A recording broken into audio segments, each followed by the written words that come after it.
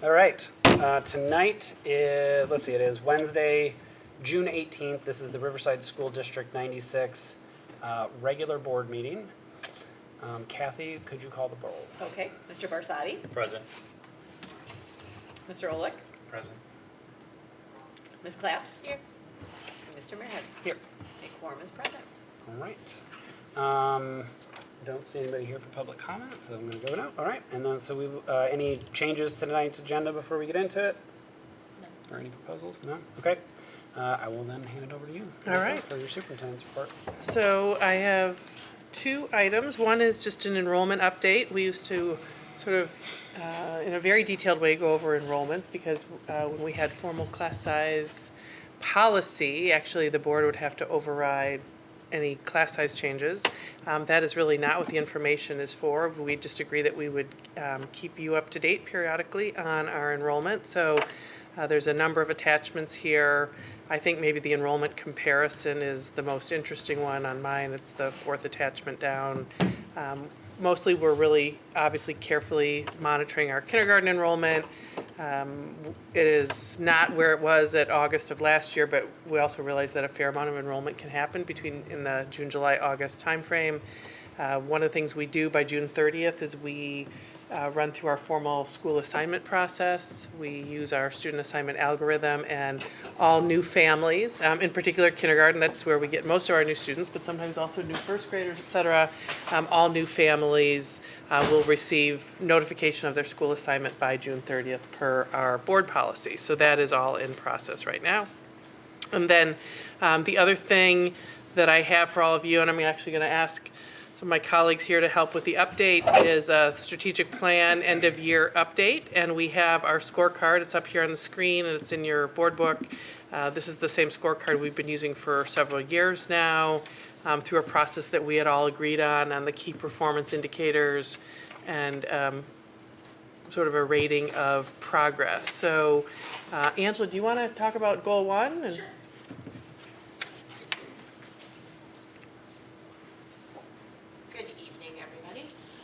So as you know, I am the goal champion for Goal 1, which is student growth and achievement and ensuring high levels of learning for all students. Within Goal 1, I also have the strategy of working towards standards-based grading and reporting, and equity, which covers all 5 goals, not just Goal 1, but it sits under Goal 1. And then full-day kindergarten was also part of Goal 1. So we know where we're at with full-day kindergarten. With equity and opportunity, we continue to look at how our programs and our academics, how we're making sure we're ensuring the needs of all students are met.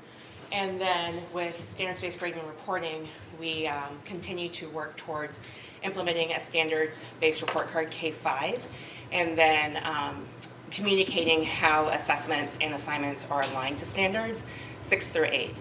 And so what will happen with that is we are looking at a partial implementation for next school year where the K-5 report card will be standards-based for math, science, and learning behaviors. So that was either study skills or work skills on report cards previously.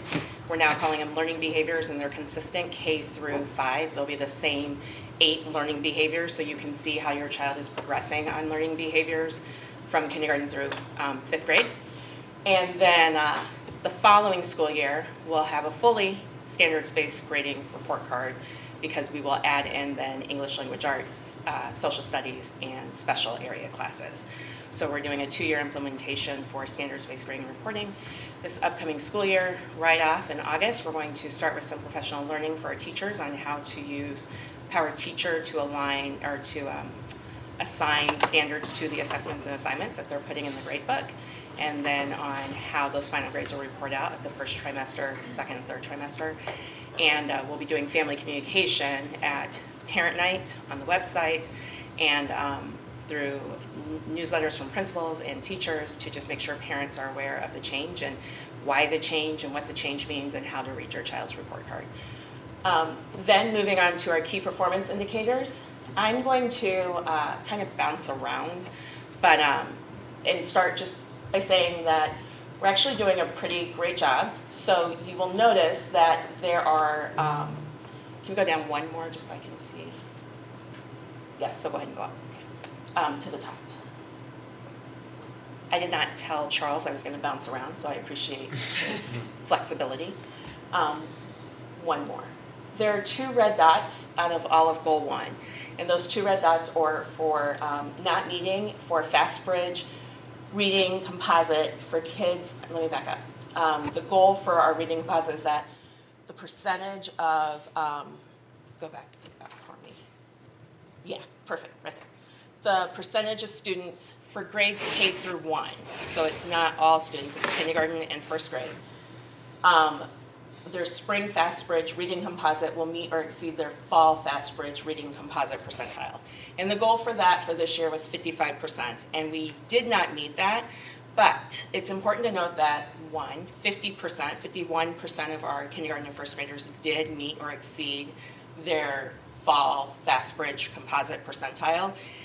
And that 51% is actually an increase from last year. Last year it was 47% of our students who had met or exceeded their fall composite percentile, and this year we went up to 51%, so we're showing growth.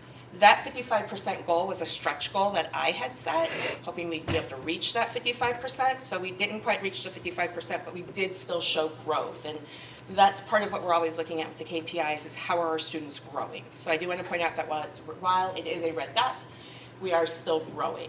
And then the other area that we had a red dot is with our NWA ELA math students meeting or exceeding their grade level growth targets for the percentage of students who met or exceeded their grade level growth targets 2nd through 8th grade on NWA reading and math testing.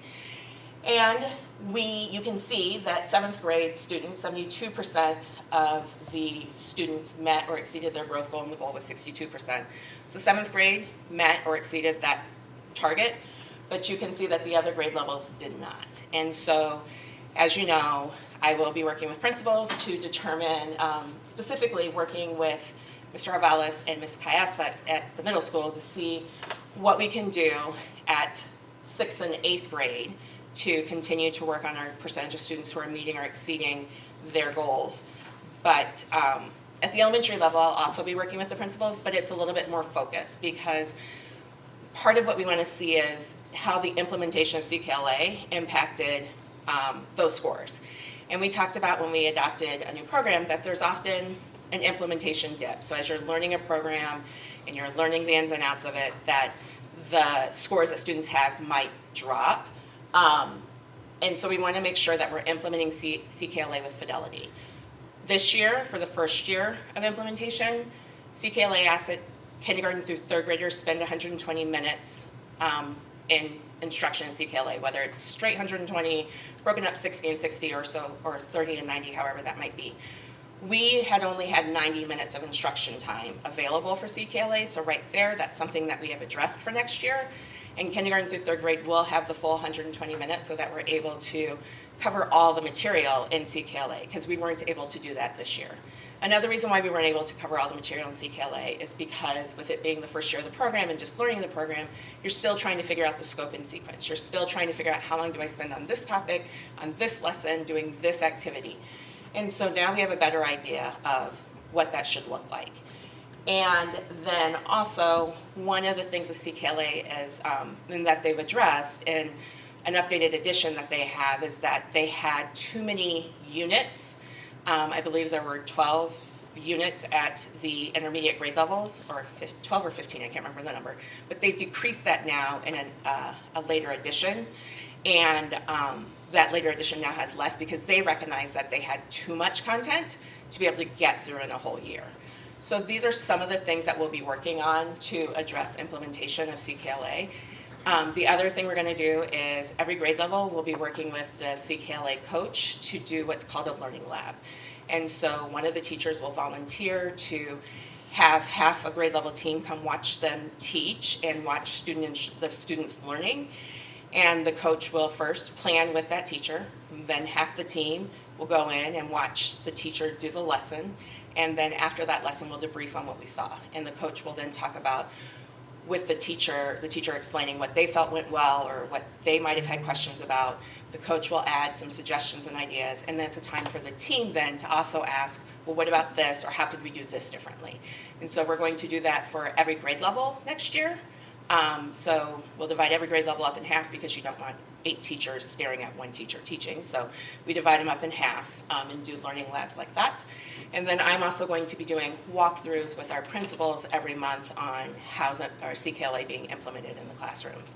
And we are going to, this summer, the principals and I will work on what does solid CKLA implementation look like and sound like, so that we know what our look-fors are when we're doing those walkthroughs throughout the year. So those are some of the ways that we're looking to address how we're doing with our reading growth. But I do want to also say that while we didn't meet our growth targets, our achievement still remains at a high level. So our achievement isn't suffering because of CKLA, but we want to make sure it doesn't start to suffer. And we want to make sure all of our kids are growing as they should be. So those are the things that we'll put in place for that. As you probably saw, we also then for Goal 1 have a few blue dots, which is exceeding. And these are areas that we have to be very proud of. Math instruction, our math growth for NWA math for 2nd through 8th grade exceeds all of our grade levels, met or exceeded their target for meeting the percentage of students who would meet or exceed their growth target.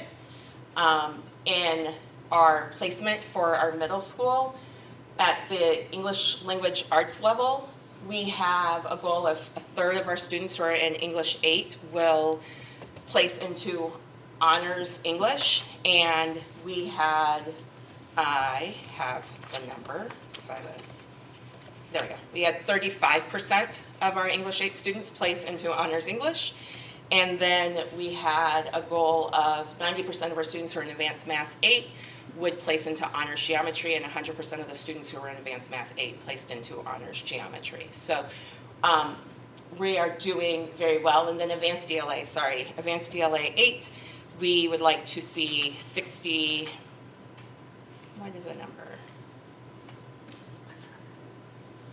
What do we say? 90% of the students in advanced ELA would place into honors English, and 97% of our students placed into honors English 9. So our curriculum is rigorous at just throughout our district, but when you look at how we're preparing our students for high school, you can see that while being in advanced math will place you on that honors geometry path, which is great if your child is looking to get into like calculus A or B by the time they're a senior.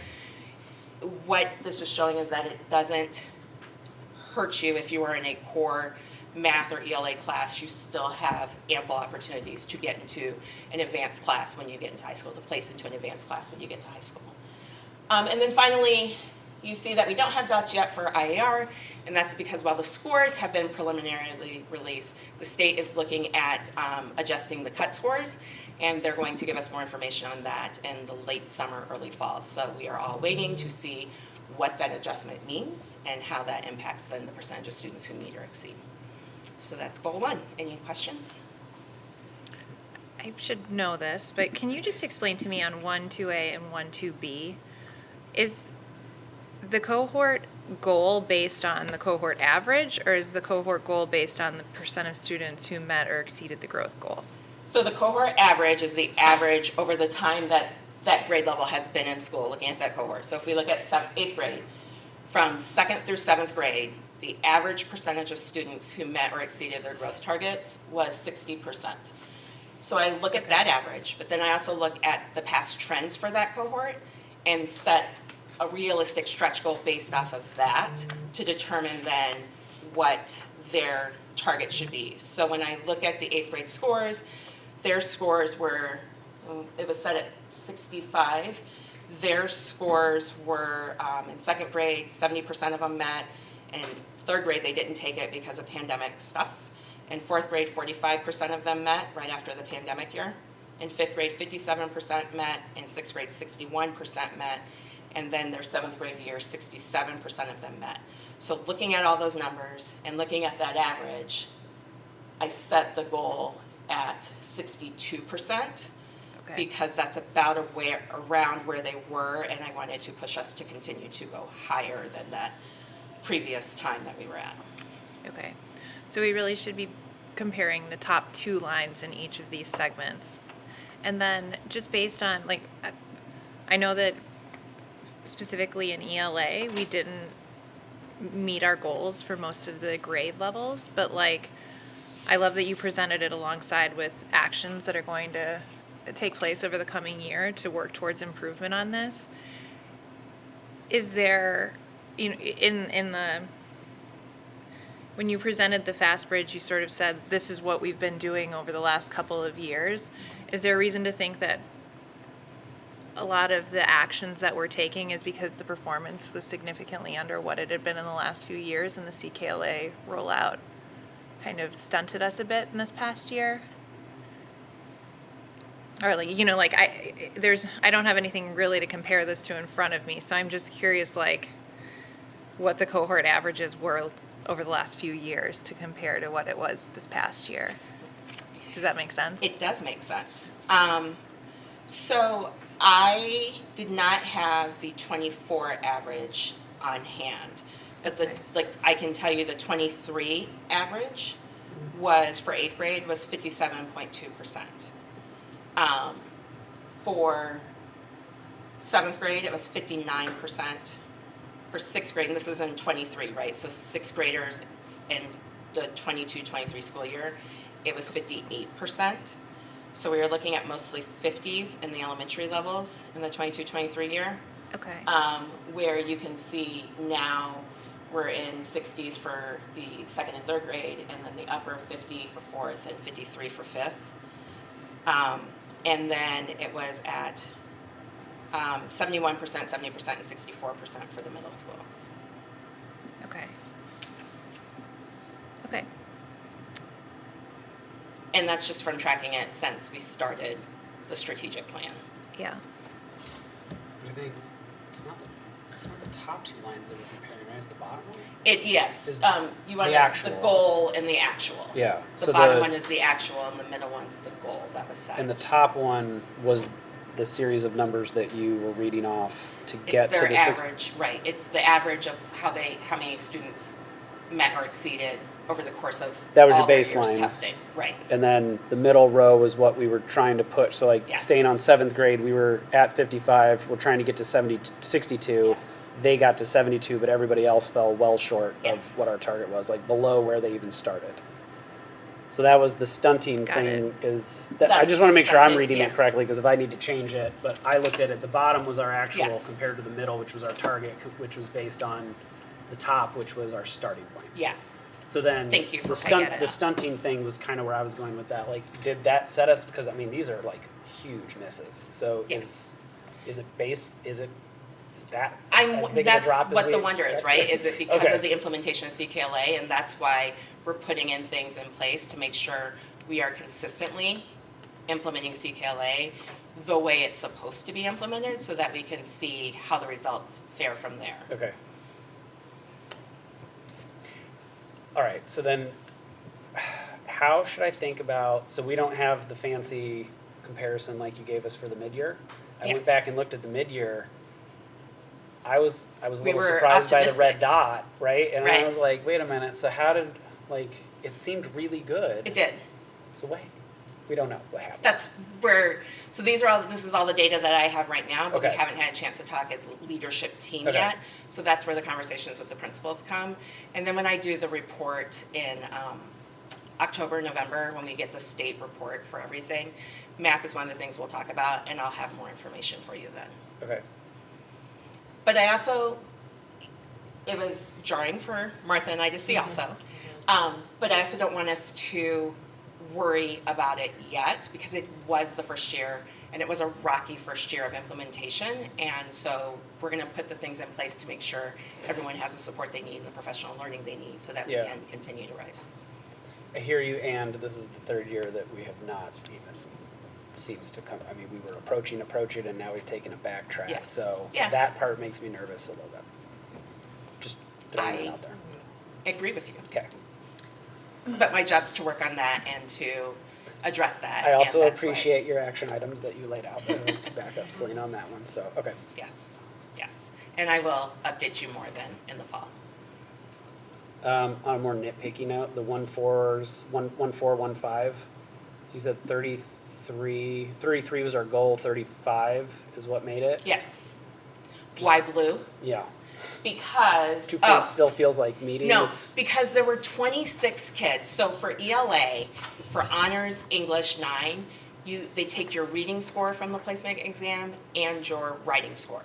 And there were 26 kids who missed the writing score by 1 point. And had all 26, or even a portion of those 26, gotten that 1 point on the writing score, they would have been in honors. They would have placed in honors ELA.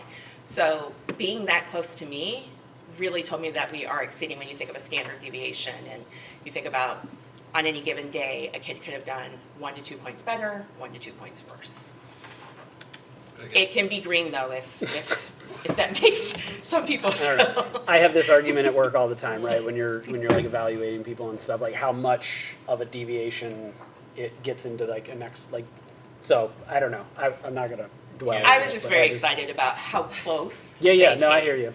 What goal or what specific looking One at, four. 1-4 Well, compared to A. 1-5, you said 90 versus 97. That is clearly exceeding to me. 35 Yes. versus 33 didn't feel like exceeding. So that's why I was just curious why we went with the Blues there. Could we throw those numbers in here? Because I think on can. all the other ones we have it. And I You think just have, from a and you have tracking- historical data Yeah, too. yeah. Yes, I Mhm. can get those in Okay. there. It would be great if the board agrees on 1-1A and 1-1B, if there was also historical. I could do that too. I don't know that we can get it all. I mean, with all those. It'll be a numbers, big, long document, but I can do it. Could we just? Or like well, an asterisk and an attached page. Yeah, I like mean, an you know, attached page. yeah. It's just a couple lines. Just for one grade, she read off 7 different numbers. Oh, no, for 1-1A and 1-1B. Oh, the kindergarten ones. Oh, it the kindergarten is, we first grades. did Yes, yes. update it. Is that, like, this is the one, remember we had met and we talked a little bit about that? That's the Fast Bridge one. Yeah. So yes, I will make sure that's updated and you have access to the updated one. Sorry, I was on 1-2. It's all right. I thought- There's I a thought lot of, you were too. there's a lot of lines. Yes, I will get the data for that in there as well. So, I don't mean to be nitpicky, Wes, but I guess the thing is, I agree we're close and the kids missed it by 1, but I guess my question is, did those kids then get into honors, even though they missed it by 1? And this is what we, just a reminder that this is just the placement test. Right. Teachers then have conversations, our teachers have conversations with the high school and say, this kid would be fine in this class. And so while the placement exam is the baseline, there are numerous kids who still get put in honors classes once those conversations are had. But because I don't always get involved in those conversations, I didn't use it for the data because I don't have the actual numbers for everyone that gets put in, even if they didn't have the exact score. You probably don't know that as of today anyway, I'm guessing, right? Or- I don't, but Yeah. I could find out from, Have they already made those decisions? their class schedules are being worked on at the high school, so I'm sure Hmm. they have. Okay.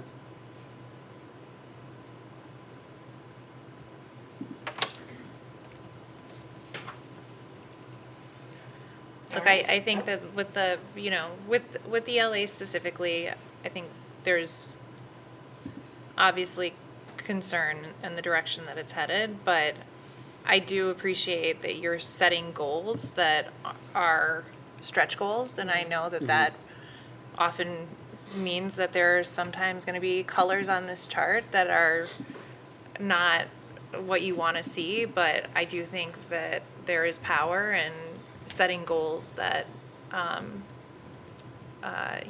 help us drive towards excellence and continuous improvement in our schools, and so I appreciate that. Thank you for that feedback. All right. Move Then on to I goal will 2. invite Nora up.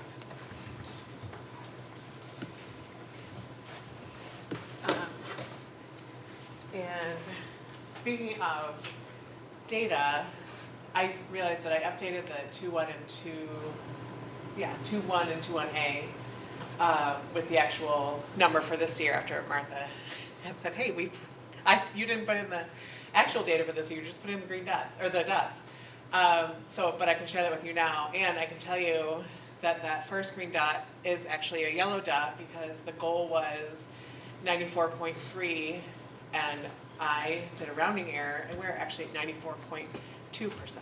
So technically, we are not, we're off by 0.1%, so that initial green dot should be a yellow one, but we are still performing really strongly there, that, and holding largely steady. 0.1% in overall attendance is somebody missing an extra day or two.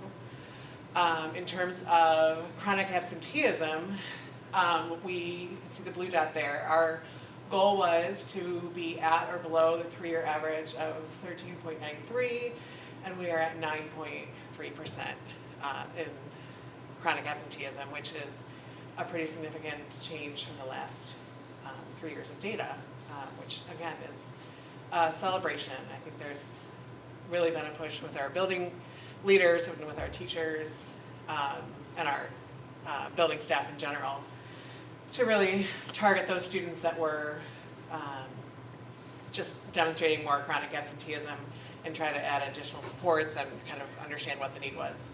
And we're seeing a nice decrease there.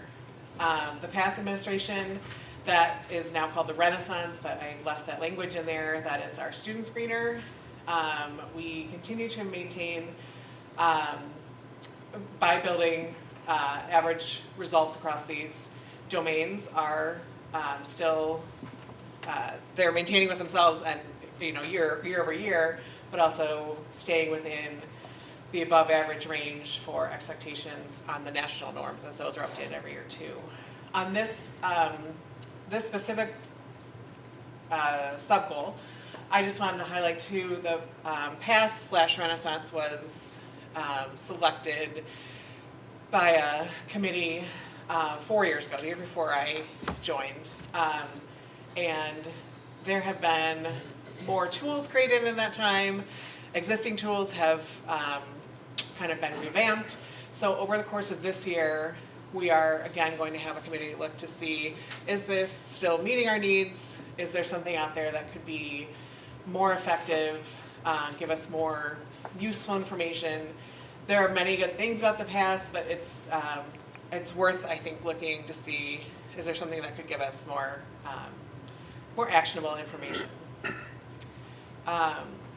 And the final one, 2.3, our district Goal 2 action team did not have a meeting in May to complete this kind of recap like we typically do. This is the Castle Survey for Systemic District Approach. It really is a survey that looks at how are we kind of capturing all of the components of prioritizing SEL across our district practices, our instructional practices, et cetera.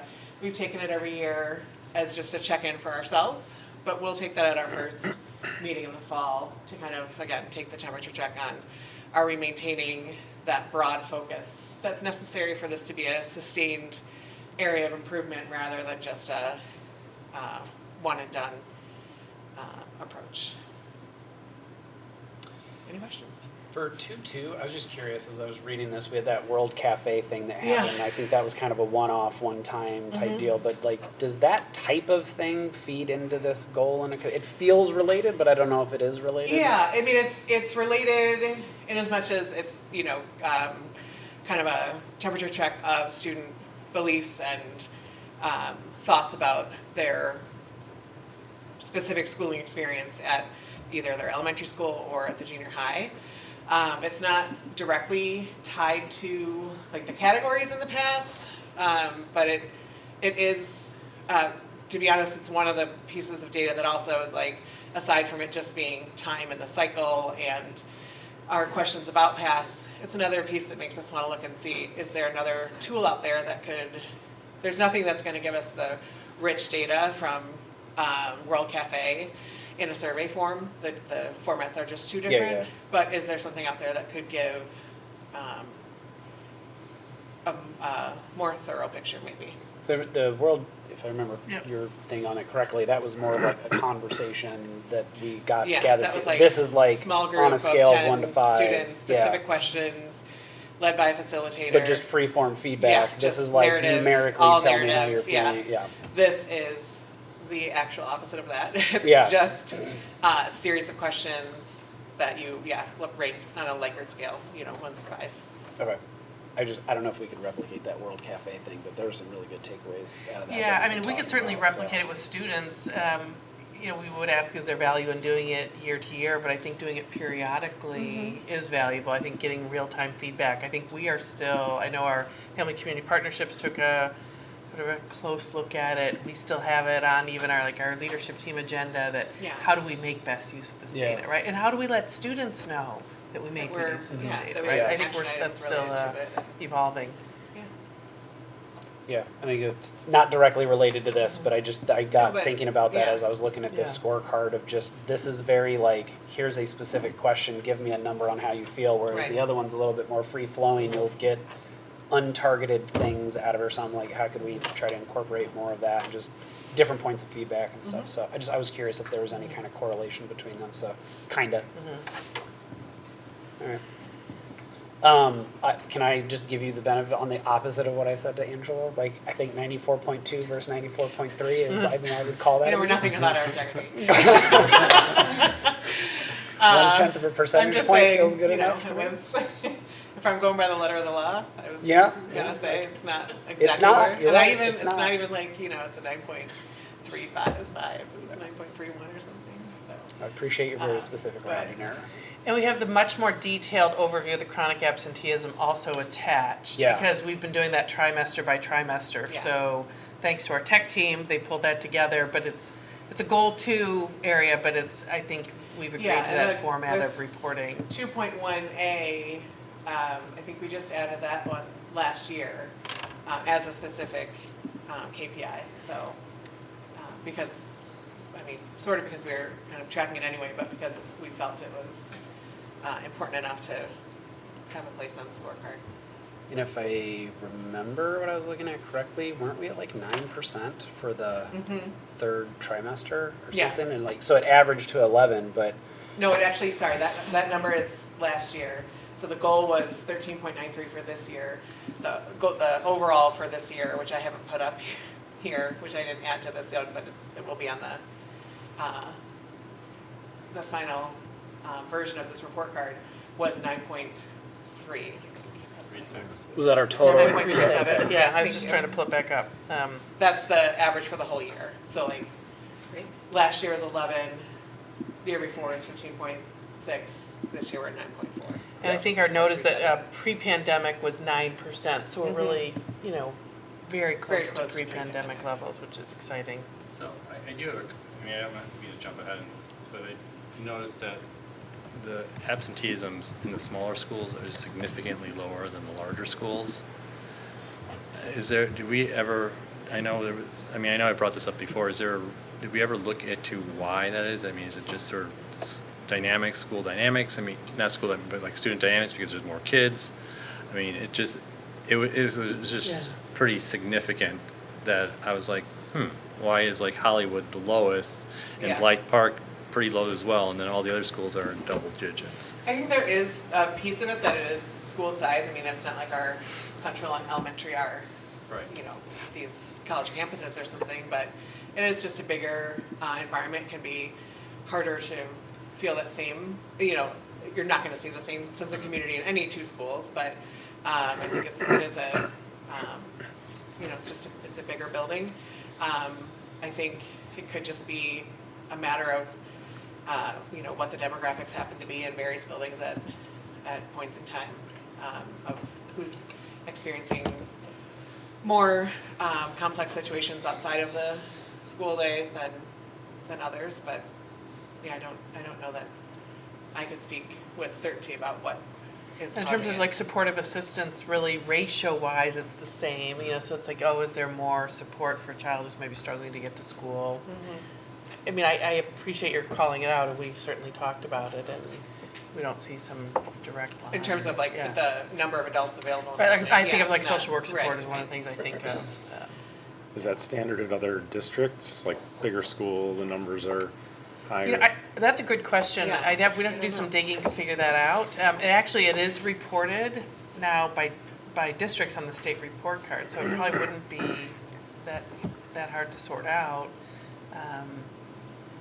Yeah, I mean, I think just this whole attention to chronic absenteeism has really kind of evolved at all schools, part of the state report card. Yeah. And then trying to decipher, like, what are some, there aren't a lot of one-section schools like Hollywood, but there's probably a decent number of two-section. We could Some, sort yeah. that out some, maybe. Good Smaller summer research districts, yeah. project, yeah. That's an interesting question.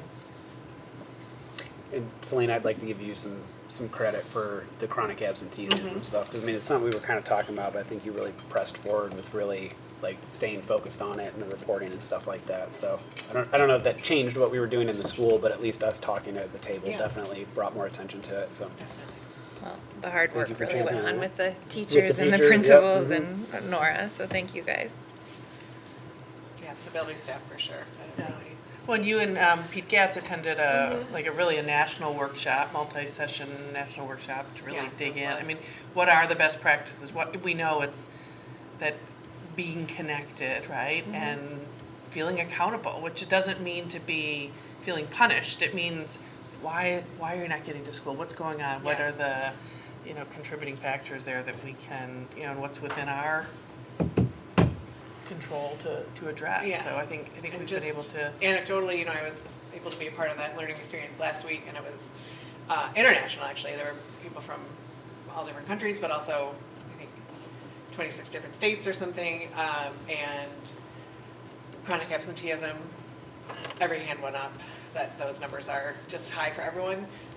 The flip side of that, or, maybe a celebration for District 96 for the idea of having a universal student screener for mental health is really an essential part of having good systems practice in your building. And I was one of, I think, 4 hands in a room full of 50 people that went up. So it really is, that also is evidence of this is a new thing, and there have been changes in the last few years. And so it just kind of reinforced both the celebration that we are kind of at this point, but also the need to look and see what else is out there now.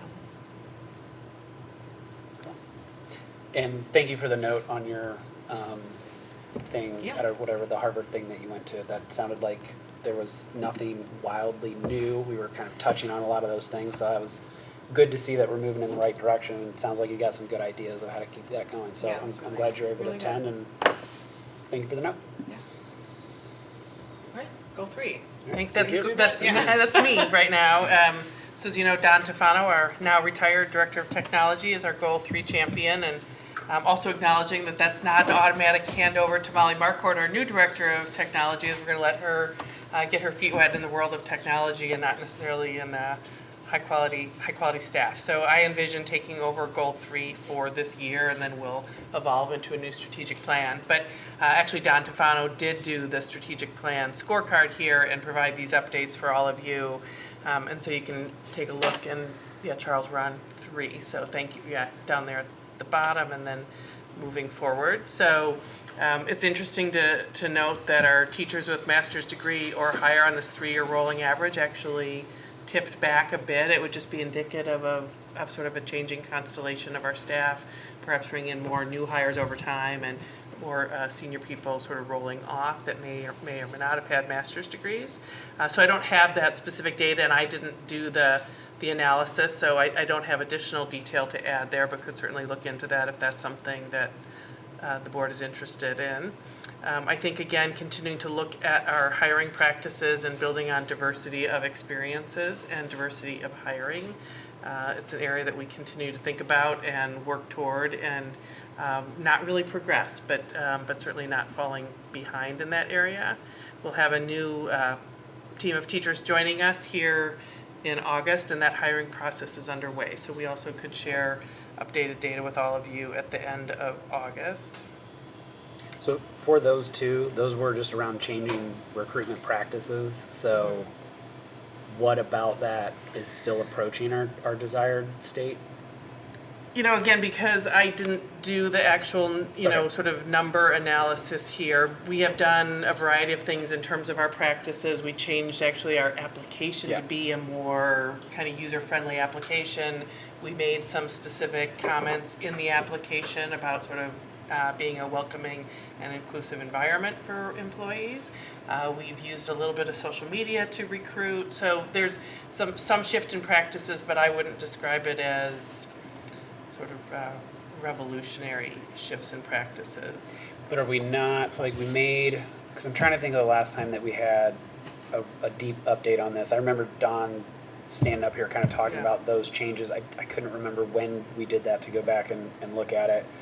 We did make all those changes, so are we saying that we're just not receiving the applications that we were hoping for? Or is there, and if you don't have the information, Yeah, that's just it's- what's in my head of like, yeah. so what about this is not getting Well, and us to also where we as need to I'm go and what aware can we of do? our new hires, because I'm the one doing final offers, I do believe there's some reflection of diversity there that perhaps hasn't been there in other areas. So I'd rather sort of take a deeper look and Yeah, yeah. then come back, because the yellow dot is only but so indicative of the actual Right. numbers that are underneath all that. Because it sounds like we did a lot of things to make the process easier, less Yeah. cumbersome, more inviting. Yeah. We were doing some targeted recruiting, and so I was trying to figure out what's the thing that we don't Yeah. feel that those changes are meeting, and is Right. that because we weren't getting enough recruits? But if you're saying we're getting the recruits, this wasn't about actually hiring them, Yeah. right? This is just the pipeline of Yeah. candidates so that you can pick the best of the lot. And Yeah. What would get it to green, I think. yeah, what do we need to do to get it Right, to green? is right. what I I'm- think that's yeah. a really good question. So I appreciate you Yeah. put this together. Yeah. So those are just some Yeah. of the thoughts that were in my head around Yeah. this. Yeah, and then the exit interview process, we have been doing that exit interview process. Our sample size is small, just because the number of people that leave the district year to year, and that's good news. But again, bringing forward aggregate data in a meaningful way that's not sharing confidential data with you is also just a little bit of a challenge. But for us to, what I would say is, the flavor, I can speak to this one because I actually do exit interviews. It used to be more sort of informal and not as formatted. Any exiting employee is given a ability to take it in a survey format, and then an opportunity to meet with me if they would prefer to do that, or a supervisor sort of their choosing. And several people have participated in in-person exit interviews, and that's been valuable, and I've appreciated those conversations. Should we maybe change goal 3A or 3.5 then to NA? I mean, it's like, it's not Yeah. applicable because Yeah. we're never getting, Yeah, the board is never seeing a report on this. Right. That's a good question, and I think we want to certainly, and this is sort of, to me, true of a small district, right? If there's 3 people participating and we were to share those results, it's not confidential, right? I mean, No. when they say they were in this particular setting, building, grade level, whatever it may be, role. So I'm, and I know we're heading into year 5 of a 5-year plan, and so over time I envision that we will have a goal 3 or pillar 3, whatever we call it, that the high quality staff is a key part of any strategic plan. So I don't think we're moving away from this, but as I just said, I will dig in more, and I need some time just to go through this in detail and look at some of the context and background around it. And I appreciate the questions and appreciate are these rating scoring systems even the most pertinent for this area? I will move on, but I appreciate the questions and comments, and I'll make some notes and figure out how we move this one forward, and whether it's an NA, whether it's a different goal, should we be rethinking some of the goal structures here? And I think this one was another area where it was hard to even come to what is it that we actually want to measure and bring forward in a public way. So just out of curiosity, is that exit interviews, are those just for people leaving voluntarily, or is it people who are leaving plus retirees, or?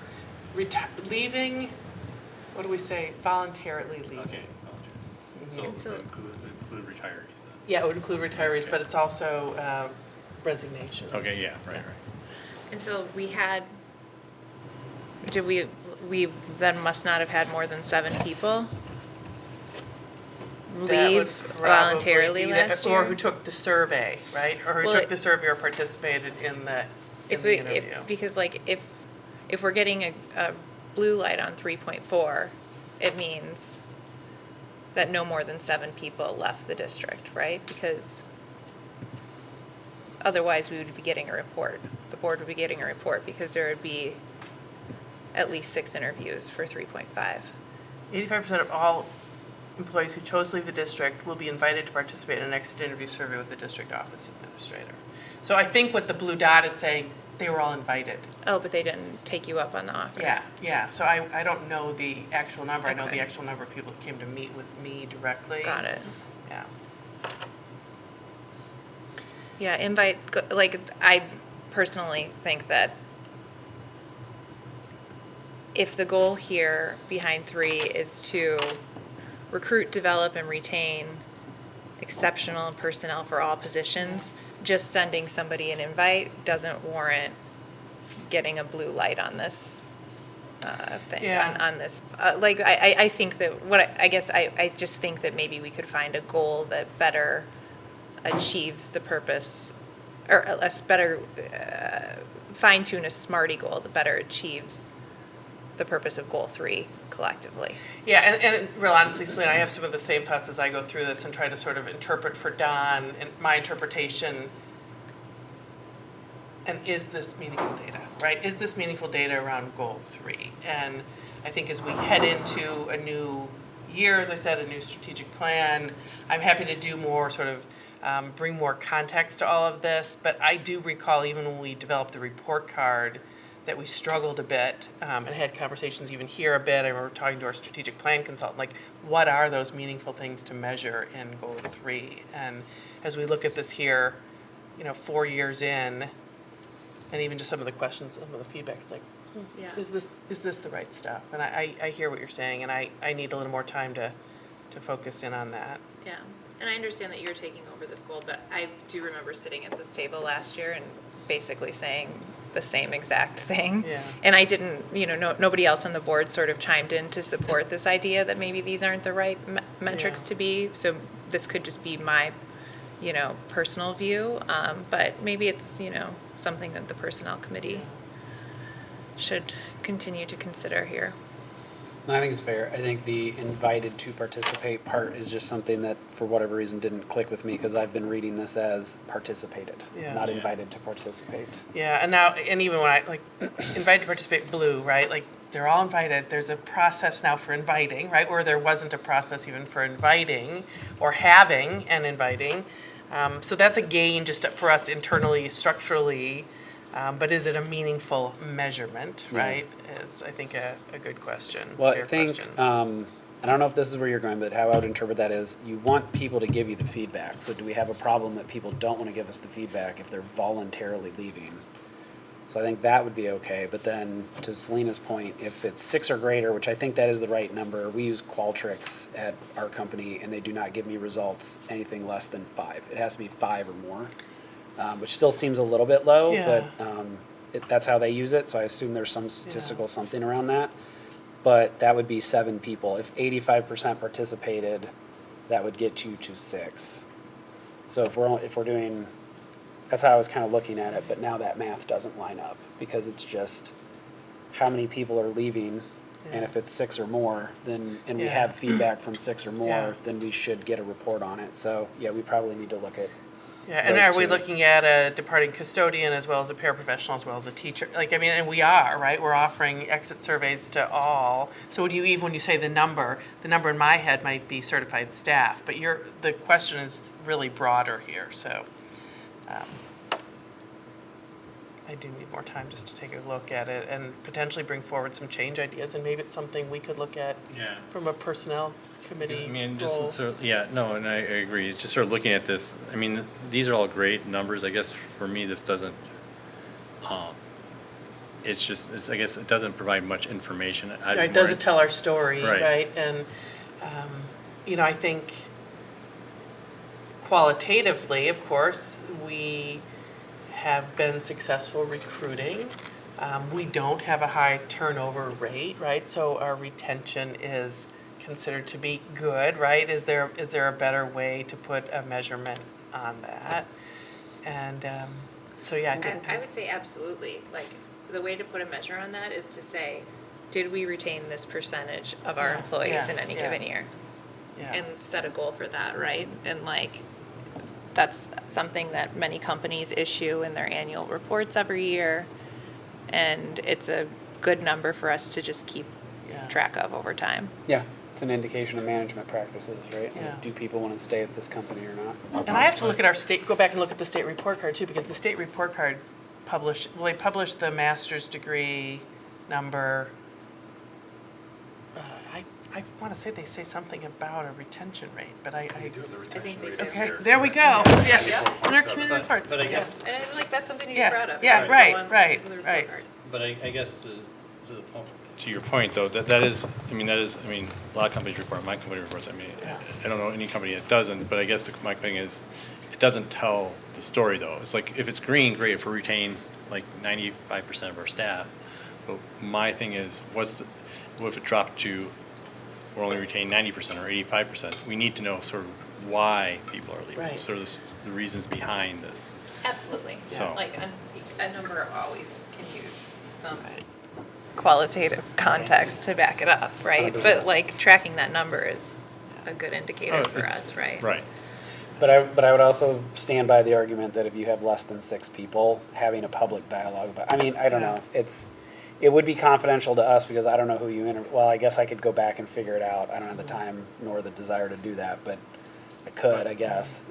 So it almost feels like 3-4 and 3-5 could probably be reworded into one goal that just better Yeah, gets it. But what I guess we're- the thing is Yeah. though, maybe just as part of personnel, we can maybe start looking at sort of the exit interview, like that survey. Because while that's confidential, we could still sort of have the same questions asked and sort of report off of like, well, why are you leaving? I'm just like, why are you leaving? Yeah. Is it money? Is it like, and we could just sort Or of, like a category Money, instead of Yeah. money specific. opportunity, Right, exactly. different, and I think we do ask something like, will your next job be in the same field Yeah. or, so we can just sort of maybe Yeah. start quantifying, Yeah. Yeah. quantifying that would help.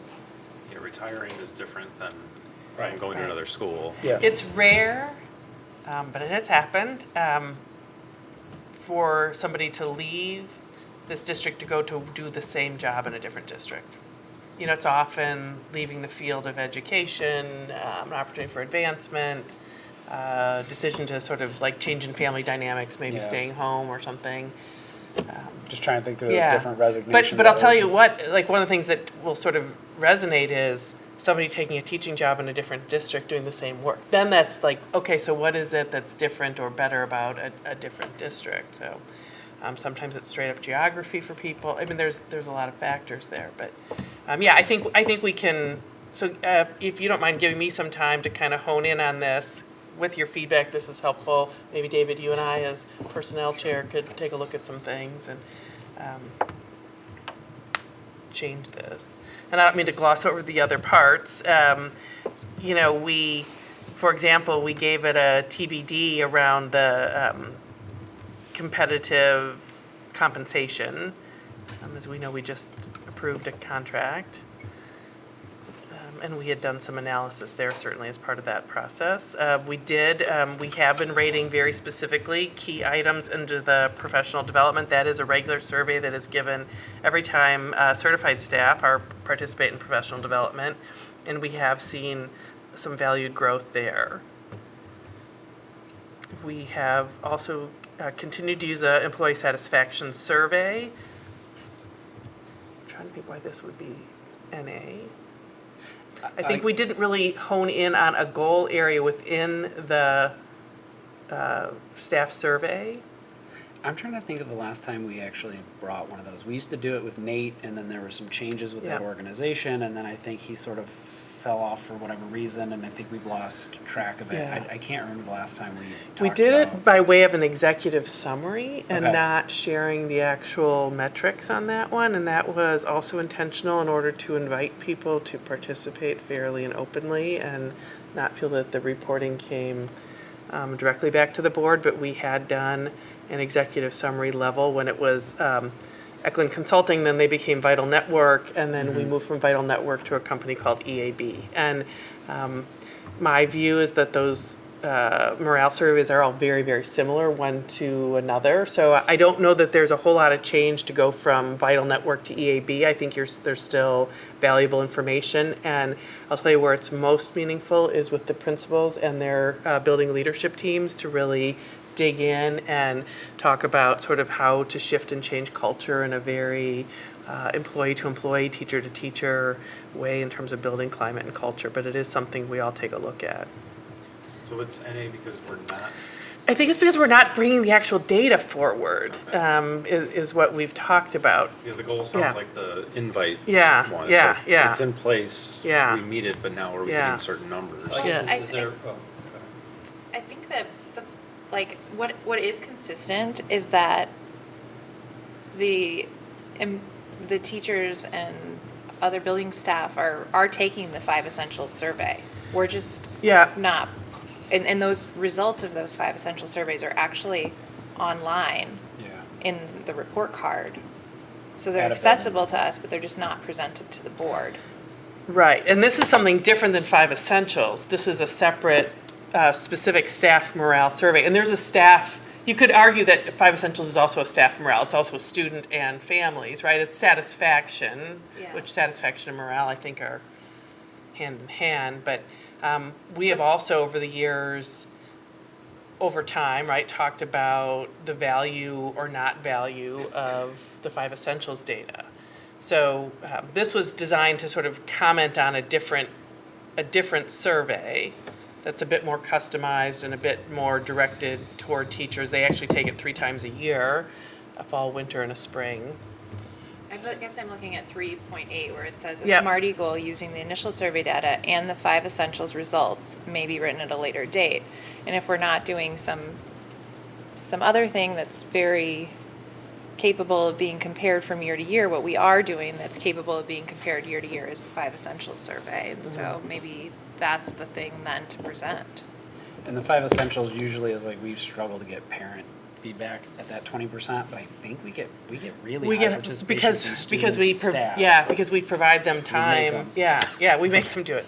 We give them time yeah. to complete it and ask Yeah. them to do it, so. Have But I- actions come out of those? What's that? Have actions come out of those surveys? Like, have we gotten actual feedback that something can be done? That's a good question. I would like to say yes, but I don't think it's particularly 5 Essentials driven. I think it's 5 Essentials in combination with the other staff morale survey, in combination with just the qualitative real-time feedback that we get, right? So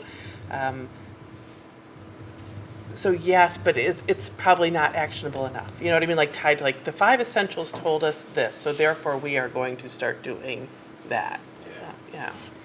I think that's an area for certainly to grow. So I think that the staff morale would be important, like for retaining people, but if people aren't happy for whatever reasons, that's another thing to address. Yeah, I mean, I guess the thing is that, for me, I understand trying to keep it confidential. I mean, every company I've worked with, they've done some sort of engagement survey. But we always get the results of what the results were. Yeah. And so they're sort of aggregate. Right. And so I'm just wondering if we can somehow get some sort of aggregate data on the key topics or key subject matters that we're trying to look at, so. Yeah, let me think on all of that and. This might be a Yeah. good one to bring up when we get the IAR results, because it is part of the state report card thing, but we usually just talk about the results. Yeah. So maybe once we get this year's data, from a 5 Essentials perspective, maybe we can come back and revisit this one. Yeah. Like looking through what the 5 Essentials does give us. Because I've looked at it online, and it's like 5 categories. They've got the square with the circle in it, and I can't remember what they all are, Yeah. if I'm thinking about the right one. Yeah, no, it's like a heat map and it's, And it was like like leadership collaborative. and collaboration Yeah, and something yeah, and something. yeah. Parent involvement, yeah. Yeah, I think, to me, this is also just a lot of really good food for thought also about how we potentially make some shifts around goal 3 this year, but make shifts around goal 3 for coming years too. I mean, like, especially given where we are in this strategic plan cycle, like, it seems like by next year, we should not have an NA in that category, right? We should be able to figure something out for Yeah. that. Yeah, and I think we want to just have more conversation about Yeah. that, yeah. And then the last one is more, qualitative. It's the adding the staff over time, which, this is the staff that have been added this school year as we head into next school year. So, and as you also know, there'd been a lot of staff How is added. this not green or blue? That's I know you said it's question. qualitative because we Right. don't have a number associated, but I'm like, man, look at all this. Yeah, and I'm trying to stuff we've think done like to- how the, response, these are our students. I'm looking to see like what all these are added. I would agree with you, Wesley. I We're mean, gonna be I- bringing you a revised scorecard because I think we've talked about revisions in every area so far. This is so- why we have these Don's not conversations. either. Right. No, I don't think Don will be here to revise the scorecard, unfortunately, so, but Take a I know we've vacation talked about last some 2 revisions weeks? for goals 1 and One 2 week? also, so. Yeah, okay. No, this is helpful feedback, and as you know, this is one where also Don, as the Director of Technology, took on a very human resource-related goal area. This is an area where we have a wonderful person who helps keep us on track with all of our HR practices, but we do not have a Director of Human Resources here in the district, and happy to sort of shift into that direction, and I do because it's a key part of how the district runs and operates, but some of the specifics we'll dig in and make some decisions. Yeah. So, No, I think it's good too, because just making sure we're all on the same page with how we're evaluating these goals and what good looks Yeah, like and what yeah. succeeding looks like and everything. Yeah. I think it is a discussion, not just a, Yeah. this number met or didn't meet and it's Yeah. off by a tenth of a point. I'm not trying to knock everybody Right. down. I'm trying to, let's talk about it and Yeah. agree that we agree on how we're evaluating these. So this is good. yeah. The family community partnerships, I am the gold champion for that area, giving myself all green dots in that. But this one is also very different from a measurement perspective, just sort of acknowledging that. We did intend to do a family engagement survey separate from the 5 essentials this year. If we recall, we decided to do the advanced learning survey at the same time, and so we decided to hold off on the family engagement survey. The committee reviewed and did make plans to do the family engagement survey next fall, in addition to 5 essentials. So 5 essentials is in February. Again, kind of Wesley, what you're saying is we don't think participation rate for families is great for 5 essentials. We're not sure how meaningful the data really is when you only have 20 to 30% of your families responding. There's a lot of people, so there's a lot of context around 5 essentials, and I don't mean to knock it, but there's just historically been a lot of context that schools don't necessarily find it to be the most meaningful data points. It's a survey that's normed on a K-8 Chicago public school setting. Like, is it asking the kinds of questions we want to ask? And so what we've done is supplement it with a family engagement survey, with our own staff morale surveys. But again, being able to bring you better information about that. And to, we do it probably every year. We take a closer look at 5 essentials, kind of, Matt, to your question, and say, like, is this a meaningful survey?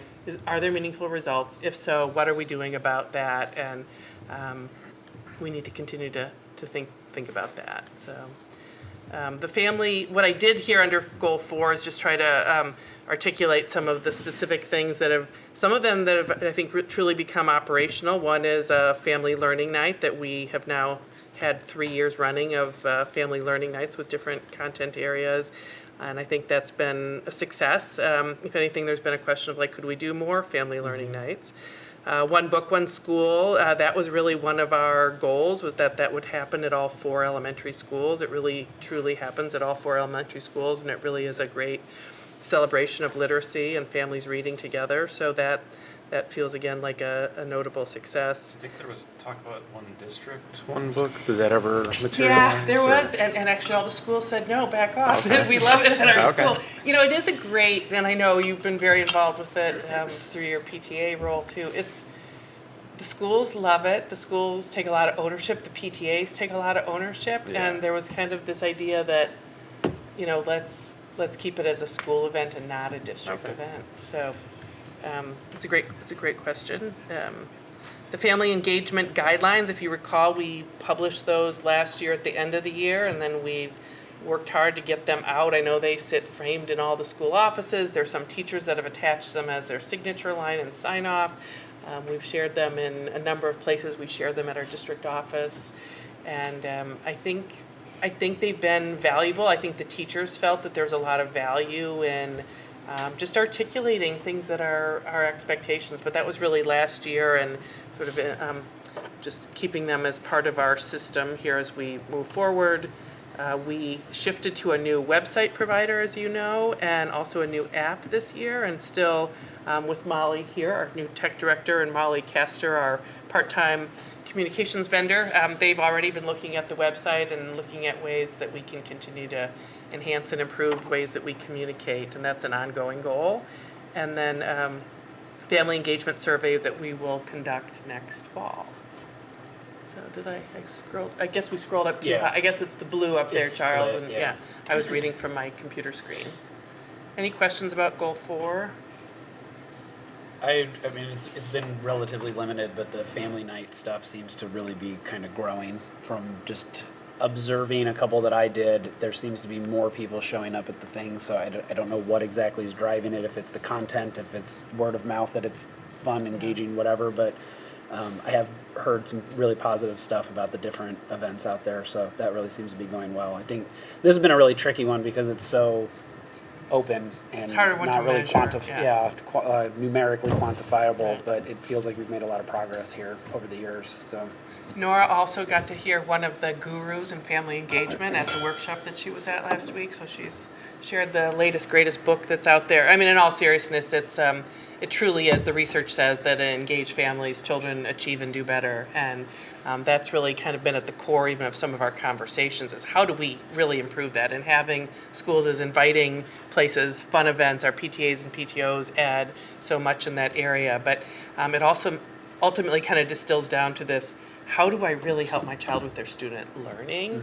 And we were just talking about learning management systems and communication tools, and that's some of the conversation that's been happening at the Family Community Partnerships Action Team level, is also like, how do we do more of that? Marlo and I know Marlo's not here tonight, but we did some brainstorming last week, and family information is also, you know, we've talked about like cyber safety is a really important topic for families, but there's so many others. And I know one of the teachers who's on the committee shared that, for example, she has her own children now at Riverside Brookfield High School, and that they do a lot of like parent-to-parent panels. And it's been so valuable to go and hear other parents talk about a topic, not necessarily needing to hear from an expert, but, you know, people's sort of lived experiences. And it's been like about college readiness and some of those, but. is that something similar? Like the first thing that popped in my head is we do all this transition to Hauser Yeah, stuff. Would yeah. that be like a parent version of that? Yeah. Not just how the kids Right. prepare, but how do you prepare Yeah. for your kids to transition? Yeah. I might have been able to use one of those. Right. I don't know. Right, but that was one that like really resonated with me. It's like, yeah, sometimes it's hearing, you don't need Just to the hear. real life yeah, the real life experiences of what experience. people are going And I through. bet there are parents that would sit on a panel like that. Sure, yeah. The 5th grade games night, the principal, they do now an information session. Oh, okay. That could be interesting to do a parent-to-parent panel, you know, even if it's a short Q&A or something. Yeah. Yeah, so I It think doesn't have to be a there's ton of parents, just another a handful. areas to enhance the things we do, and some of it's that, it's like just driven by ideas that make sense. I'm And sure the PTOs could probably, I mean, I'm looking at you just because you were on the PTO, but Yeah. I'm sure they would be happy to try to assist in recruiting Yeah. parents for something like Yeah. that too. Goal 5, I get to turn that one over to Jim.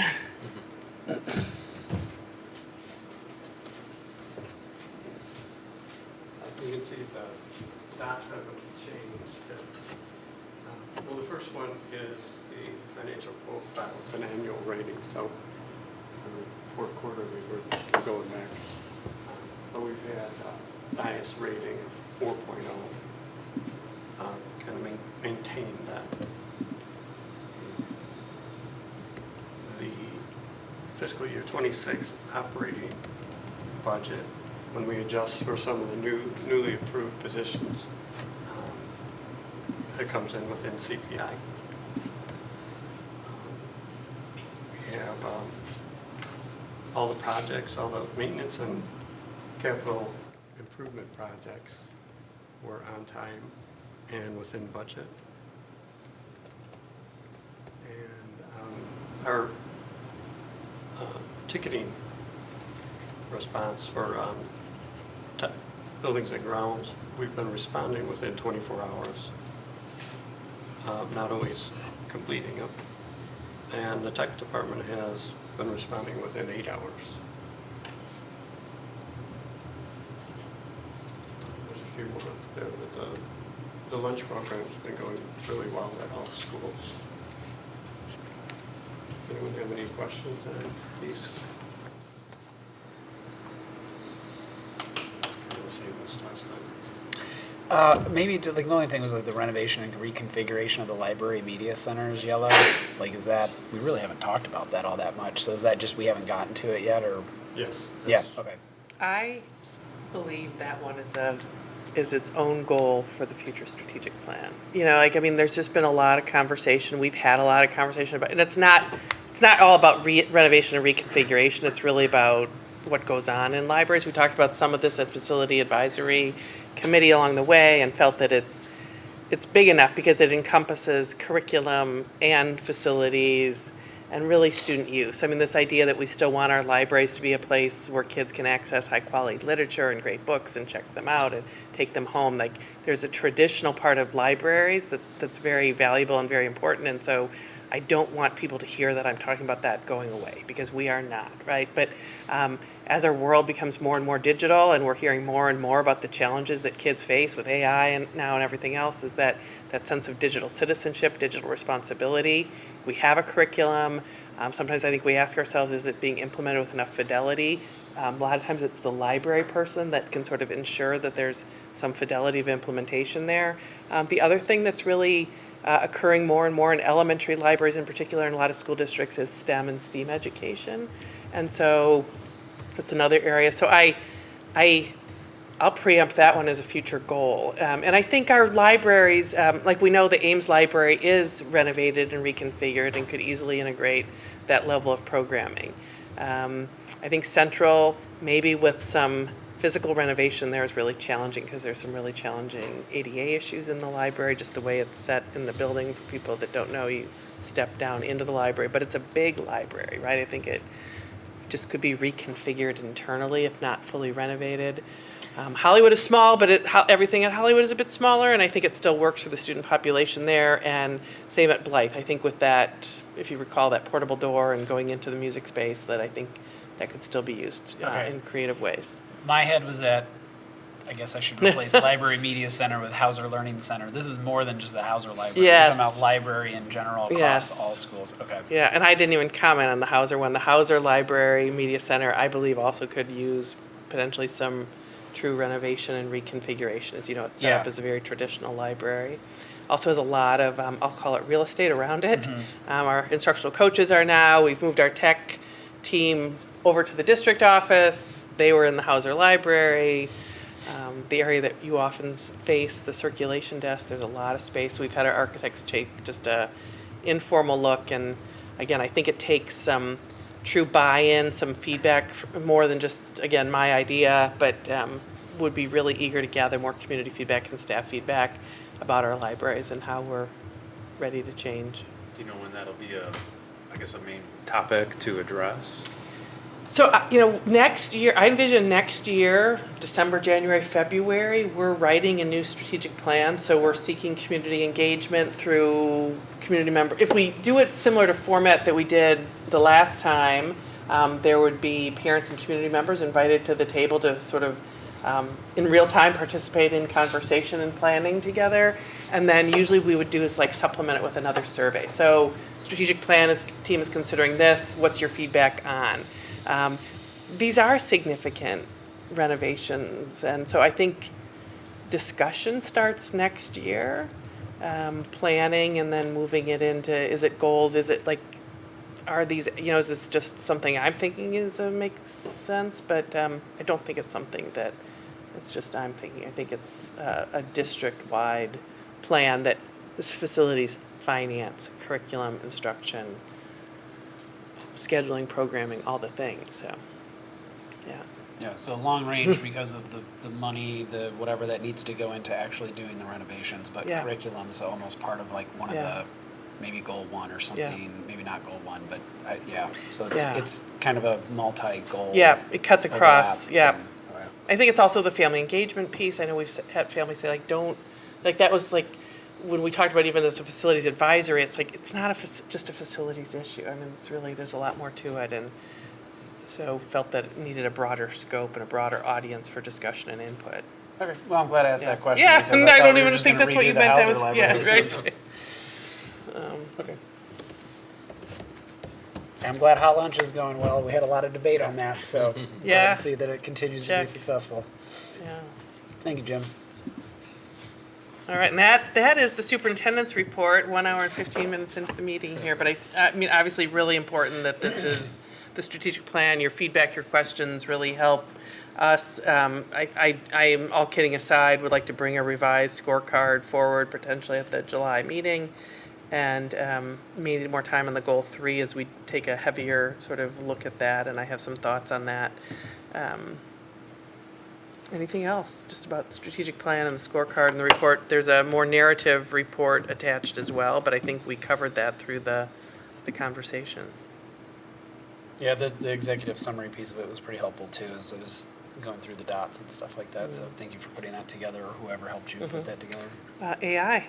Oh, okay. And the team. I mean, 5 different people gave input, and so then we also knew that we needed to clean it up for format and continuity. Well, it was well written. So, good job. Yeah, I think we're supposed to ChatGPT credit, or right, yeah. Whatever we're using. I yeah. think it might have been Gemini, but I'm not sure. Okay. So we move into consent agenda? Yeah. Okay, all right. So Dave has agreed to play secretary for us tonight. So Dave, could I have you read the consent agenda? Sure. So approval of tonight's consent agenda includes minutes from the previous meeting, May 7th,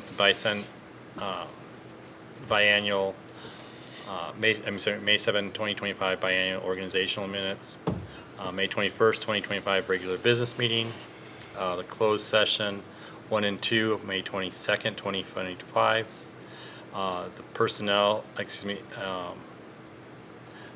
report as presented, the payables pre-list of as of May 31st, 2025, the payables pre-list as of June 18th, 2025, the non-union salary recommendations 2025 through 2026, the consolidated district plan, the IGA, with Riverside Parks and Rec's final version.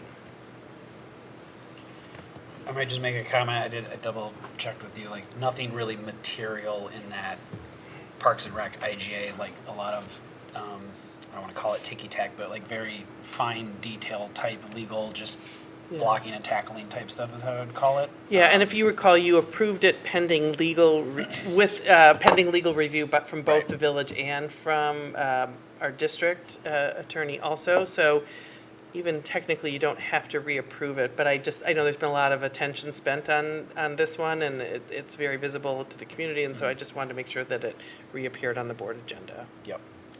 Just as we're throwing it Yeah. on the consent agenda, and I'll ask if any of you want to take any of these things off, but just if we don't, it really was no material change. It was Yeah. really minor stuff that the legal teams kind of ironed out, so just in case there was any questions around sliding that into a consent agenda. But does anyone wish to take anything off for further discussion before we vote? Okay, Kathy, could you call the roll?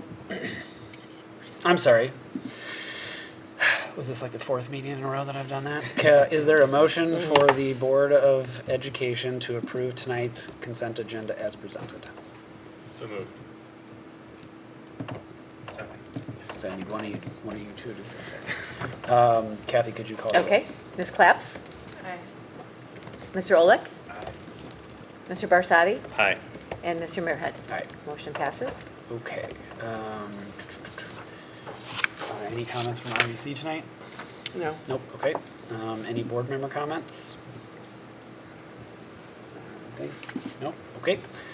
Old business, approval of the Teamster contract, which is our custodians only, Yes, right? I mhm, think. correct. So is there a motion for the Board of Education to approve the Teamster contract for the 2025 to 2030 school years as presented? So moved. Kathy, could you call the roll? Okay. Mr. Olick? Aye. Mr. Barsadi? Aye. Ms. Claps? And Mr. Muirhead? Aye. Motion passes. Next is the approval of the proposal for the Blythe Park Playground, which is identical to what we discussed at our last meeting. No changes on this. Okay. Is there a motion for the Board of Education to authorize the architect to provide professional services for the project identified herein, which professional services shall be subject to all terms and conditions of the master agreement B101, unless specifically provided otherwise in this project scope of work proposal? So moved. Kathy, would you call the roll? Okay, Mr. Barsadi? Aye. Ms. Claps? Mr. Olick? Aye. And Mr. Muirhead? Aye. Motion passes. All right, let me see. We are at, this is just, okay, so this is the resolution for an emergency expenditure of funds and change order for the masonry work at Hauser Junior High. So this is a $156,600 additional cost due to lentils that were not in good repairable condition. We need to do more work than what they anticipated. It's the same problem we had on this building in the front. Once they started taking the bricks out, more issues than what could be observed with binoculars were found, and this is more than we're bringing this up because it's more than 10% of the contract, which was 1.1 million roughly. So the emergency nature of this is same thing we talked about with this building of we got to keep this, we have to keep the schedule on track and not delay it so that they can have this done before school opens, and we don't want workers or bricks or anything else that are getting in the way of students coming in and out of the building, basically. So we need to get this approved so that they can get this done before school starts. Is there a motion for the Board of Education to approve the additional work of $156,600, and Vistara recommends that Riverside School District 96 approve the funds for this work? These repairs should be considered as part of an emergency repair that would alleviate an unsafe condition at the school and result in long-lasting repairs. MBB's contract will be increased by 1,100,000, that's not right. 150. Their contract will be increased, so it's 1,100,000, that's the new, Will be increased to To. the total amount, yeah, Okay. not by, but yeah. okay, I'm gonna start over. Is there a motion for the Board of Education to approve the additional work of $156,600, with Vistara recommending that District 96 approve this work because the repairs should be considered part of an emergency repair that would alleviate an unsafe condition at the school and result in long-lasting repairs? MBB's new contract will be increased to $1,111,039. Second. Kathy, would you call the roll? Okay, Ms. Claps? Mr. Olick? Aye. Mr. Barsadi? Aye. And Mr. Muirhead? Aye. Motion passes. All right, these capital transfers were in my head, so that, okay, so new business. Fiscal year 26 draft budget. I don't have a written motion here. This is just, do we need to talk about this? This is just before- initial preliminary discussion, and Oh, Jim this is just can- discussion, yep, okay. Yep, no action. The next one's the action, okay.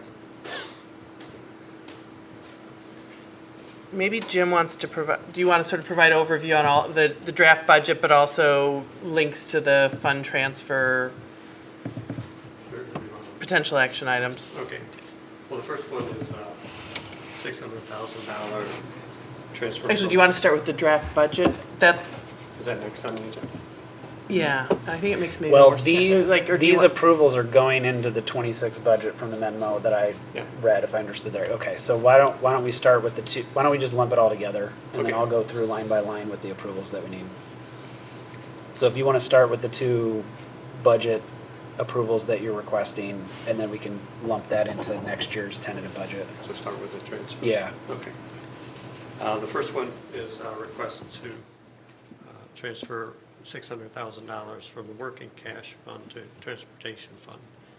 The working cash fund is, we do get property tax revenue into it, and then you can't spend out of it, it's there to be moved to other funds. And I recommend moving it to the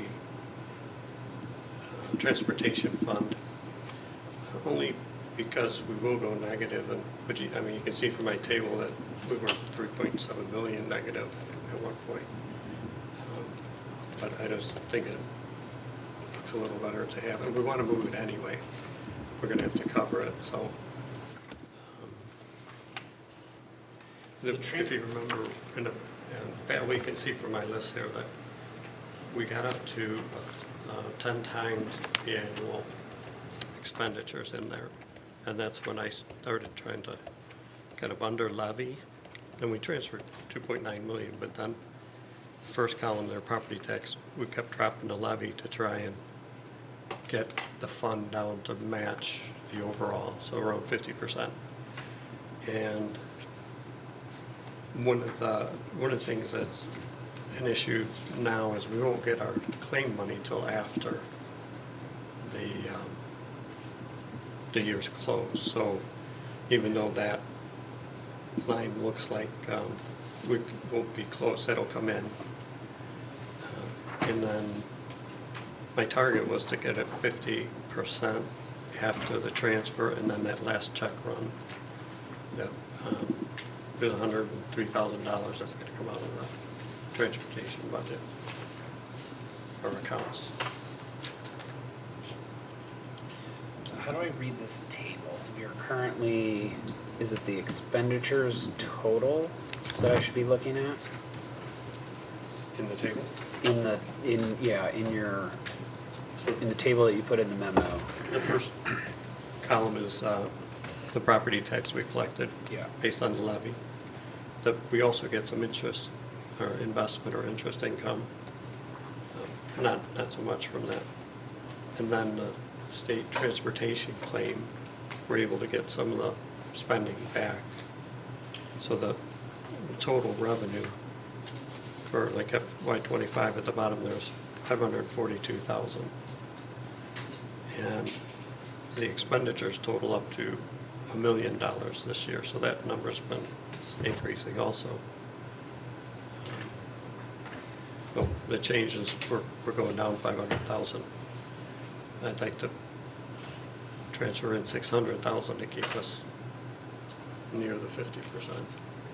We had those really low years during, well, I guess kind of post-COVID or whatever you want to, around that time. So we were using, and so now those expenses are starting to come back up, but we have been bringing the levy down because we had that one audit that's like, you're way too high and you need to adjust it, and we did immediately. And so now our expenses are coming back up, so now we're adjusting back. That's sort of how I read this. Is that it's a lot tighter than when I first got here. We had 120% fund balance. And we don't talk about the transportation fund very often. Right. This is more than just the buses and stuff, right? Or is That's it mostly special ed transportation. Oh, okay, okay. All right. Can you, so in, I guess, starting after fiscal year 21, we had a pretty significant drop-off in the property tax collected for this. Yes. We don't have any expectation that that will recover? Well, it depends what we levy, so I purposely lowered it. You purposely lowered it, and we, to try and bring okay. the balance down. And so you would, going forward, we would just keep that allocation low? I would recommend that we go to kind of the annual amount we expect to spend. Got it. We just don't want it to be so high that someone could wonder why we're levying it again. Right. Okay. So the difference in this went into the education fund, where we see the reductions. Okay. And that 2.9 million transfer was part of that strategy too, as we just took, we knew we weren't going to spend down, if I recall correctly, we weren't going to spend down fast enough in addition to the lower levies. We had the major capital projects going on, so we transferred it to get it down, and now we just need to levy appropriately. Yes. Going forward. Yeah. Yeah, okay. That's how I read this. I just wanted to make sure I was reading it correctly. Okay. Okay. Okay, I'll do all the motions after. Do Okay. you want to talk about the $2 million one? Okay, the other fund balance transfer is going from education fund to capital projects fund, and that's really just to cover the cost of the 3 recently approved projects. And then it's in the budget, the tuck pointing, boiler replacement, and the lower roof at Hollywood. So they total up to $2,014,439. So I was recommending transferring $2,015,000. Does that have to increase 156,000 for the emergency amount? Just add to the tuck pointing? Oh, it does not include that. Okay. That's included? You've No. already included that? No, it's we not, do it's have, 954 for the tuck pointing. we do have a balance in there. Always, I'd like to keep a bit of a balance, Yeah. so we can cover the change order with that current balance. So you got it covered? Okay. And just I think with all of our capital projects we've done, it's mainly been an education fund transfer to capital, right? Because that's our biggest It's- bucket. Yeah, I try to levy what we want to have in the smaller funds, and then everything else goes in education. Yeah. And then sometimes we can go use back that and take it, yeah. So we have enough of a cushion there for all the education needs plus other Well, yeah, things. yes. Yeah, okay. That's generally where the profit goes for the end of the year. Yeah, okay. All right, so do you want to talk about the tentative budget then? Sure. Since those kind of feed into how you've been planning the budget for next year?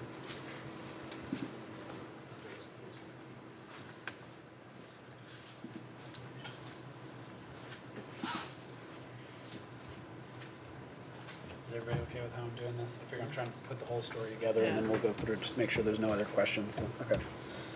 So the FY '26 budget will be in effect from July 1st, 2025 till June 30th, 2026.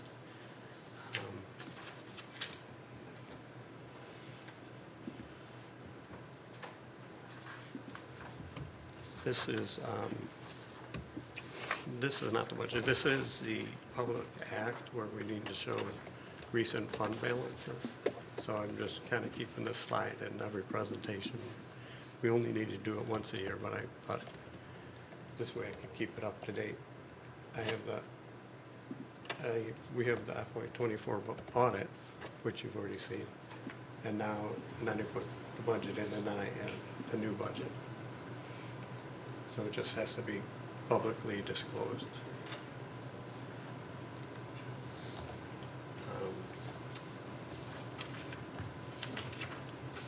So here's that timeline. We did the calendar back in February, and we're presenting the tentative budget tonight. In July, I'll put a notice in the papers so everyone knows that we're going to have a budget hearing. And then we'll have the hearing on August 20th, and hopefully approve the budget then. We have one more month if we want, so it really has to be done by September. I think we listed both, Jim, but you want to go with I know we've been back and forth just with the transition. It must be approved by the end of September, but we could do it in August. We've typically done it earlier Right. in recent years. So just clarifying that. And then I just have to file it.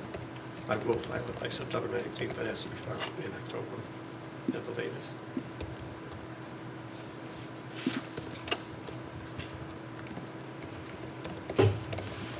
Here's some assumption and a little bit of analysis. There's a 7.6% increase in revenue and expenditures when we compare it to the FY '25 budget. The operating revenues for the new budget are, the 7.6 or 2.7 million higher than the last operating budget. Now, are only 2% higher than where we really expect FY '25 to come in.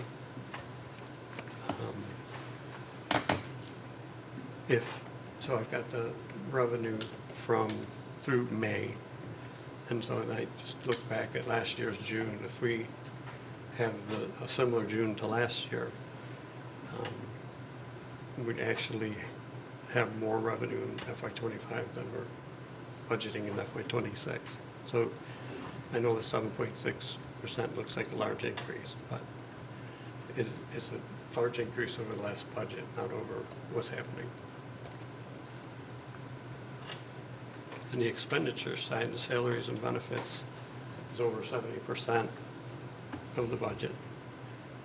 So when the contract was approved, we copied last year's database over to make the new one, put all the changes to people's salaries and wages, and then ran the payroll for the whole year. So if there's an open position or people changing, we wouldn't necessarily get that exact, but 90% of the employees will be, to a couple pennies. And that's a big part of the budget. As far as like services and supplies, we met with each administrator who has ownership of some of the budget and went line by line. A lot of it's repeats, like the things that go annually. But we did go line by line to justify each one.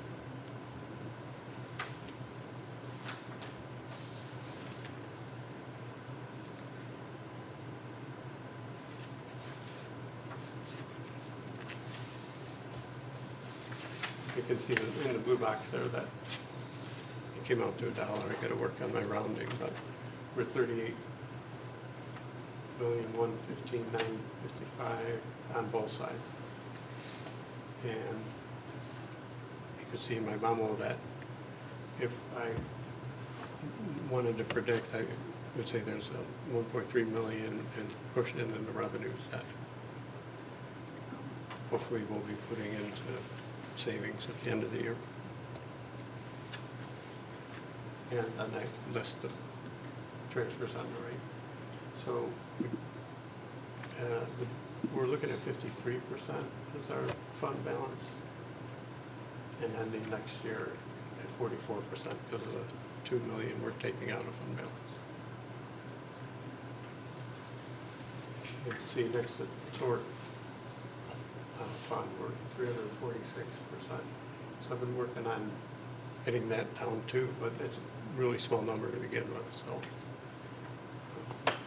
we really just pay our liability insurance out of that. Out of which one? Out of tort. Tort, community, yeah, okay. Second one.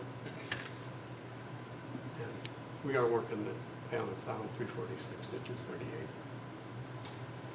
And your estimated 1.3 million is not on here. That's just so that when I think of the 53 and the 44, and I think about your line chart, that's where that surplus always kind of pushes our line chart out. It always comes in better.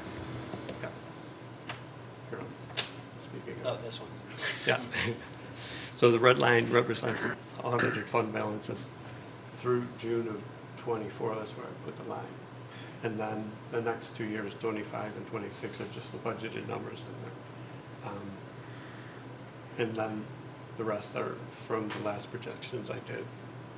We worked on in August, so they're adjusted up based on 25 and 26. But that's the same arc we would see in our last slide we showed. So all the way out in FY33, we will cross 40% of the blue line is the expenditures.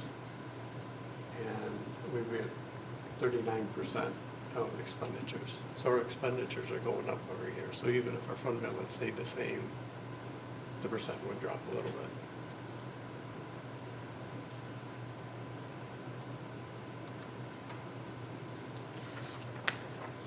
This is a chart of our FTE. You can see in FY24 we had about 264 FTE. And FY25 we went up to 276. And the difference is noted there, the 12, and what the positions were that we added. 3 ELL, like one a coach, social worker. We added cafeteria manager and took the expenditures out of services of Quest.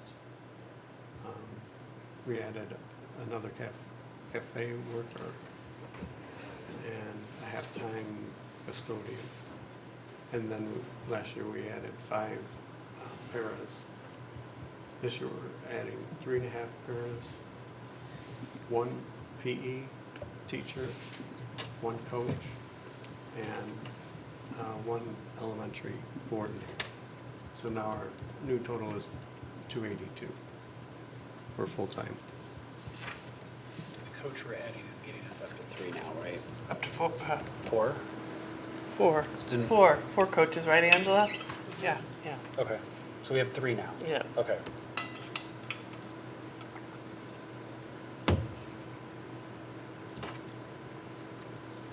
Any questions? Just a comment, part of the reason I went in that order is what I always have to remind myself is the calendar year is not the fiscal year. And so we are ending a fiscal year and transferring all this money to money that technically will get paid out in the next budget. Okay. Yeah, so this is the 25, 26 year that we're going into, so all these transfers are just balancing everything out, where we made the decision already, but we don't actually pay for it till the next budget year. Right. So, Yeah, when the bills. just kind of getting back to some of the architect, well, I'm trying to think of what the other thing, the window, like some of the other big budget items we did a couple months ago where we were talking about all that money, but it technically isn't paid out until a different budget cycle. And so you're accounting for all of this and just from where, the technical way of where the money goes and what years it gets We spent in. ask them to bill us through 6/30, so whatever work they have, give us a bill so we can pay that out of current year.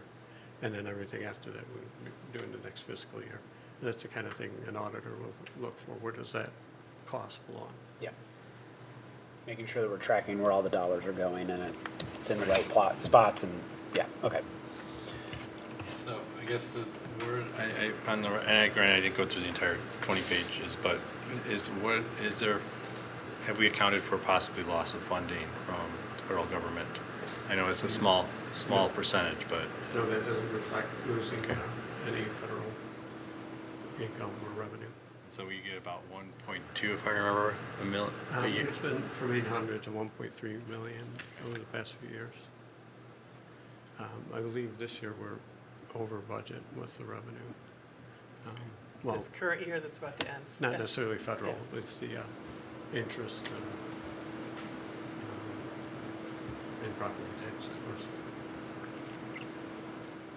If that were to happen, we do have funds to make up that shortfall. If I took it out of there and assumed we weren't gonna get it, then I would have to be much more exact on the property tax. So we should cover it. Those two things are not in the budget, kind of offset. That is part of, that's one of the core reasons we always talk about that fund balance stuff is like making sure we have that cushion in there. So like when I think about that red line, without getting too deep into details, I just sort of look at that red line and go, all right, we've got enough of a gap. So 16.8 versus 15.2, we're going to get really close to that line if we lose that federal funding, but it's not going to be detrimental immediately, but then long term, not having that money, we'd probably have to make some adjustments because that curve's going to cross that blue line. But I think the minimum recommendations like 32 or 33 or 25. required minimum or 25, right. 25. Oh, it's 25. Oh, okay. For the state. The state We still get requires that 25. 4.0. Okay. Oh, got it. Okay. The 25 is to get the 4. Right. So, but we have chosen and have for a very long time to be much higher than that so that we can Yes. keep ourselves Those out of yellow that. boxes at the bottom are what we spent on capital projects. And since I've been here anyway, it's been about 35 million. Yeah. So as you think historically, we started banking a whole bunch of money, knowing that we were going to do a major, well, I don't know how soon we knew, but for a few of those years we knew we were going to do a major project, and that's where you see that big drop.